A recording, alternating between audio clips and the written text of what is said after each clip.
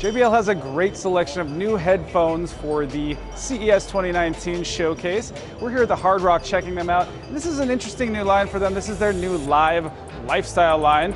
They have a lot of cool features and they're a lot cheaper than some of their higher end headphones. So this is going to be a great way for some people to get into a headphone that has Google Assistant or Alexa, which you can control through the app. Choose either one of them. And there's a little touch on the side to get that assistant called up.